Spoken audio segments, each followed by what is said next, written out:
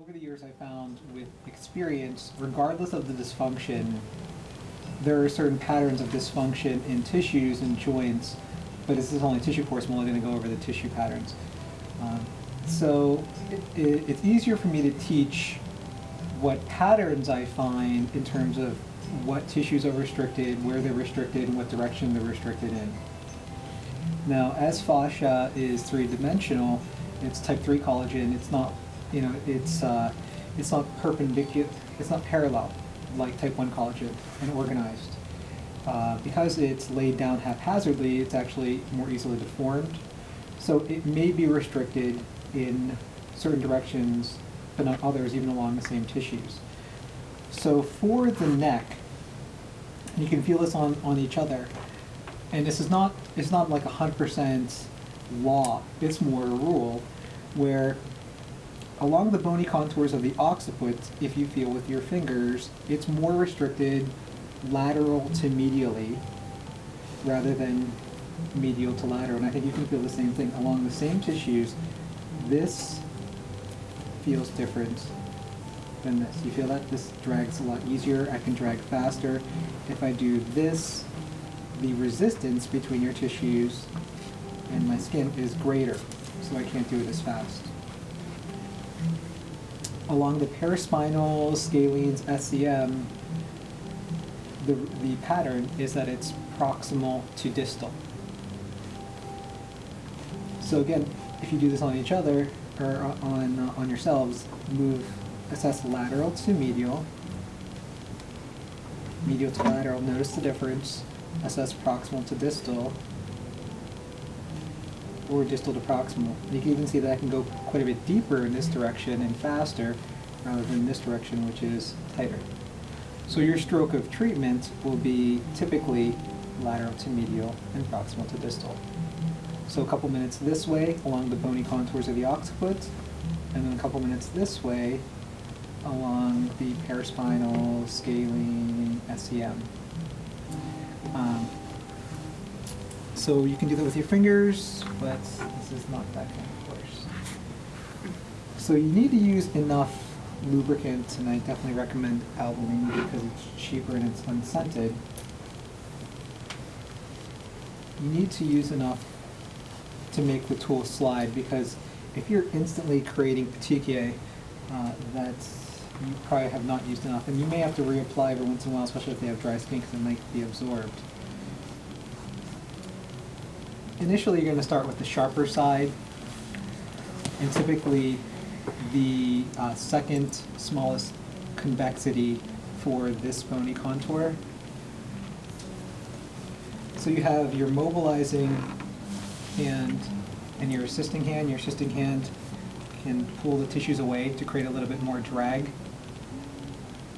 And you're going to assess for restrictions, which you can feel them reverberate through the stainless steel of the tool. And you can go all the way down immediately to like around the ligamentum nuchae attachment. But typically it's going to be more restricted laterally. So after a couple minutes of that, you're going to start to work in the proximal to distal direction. If the tool they cannot tolerate it as well with this edge, you can use a portion of the largest convexity, which is much less aggressive.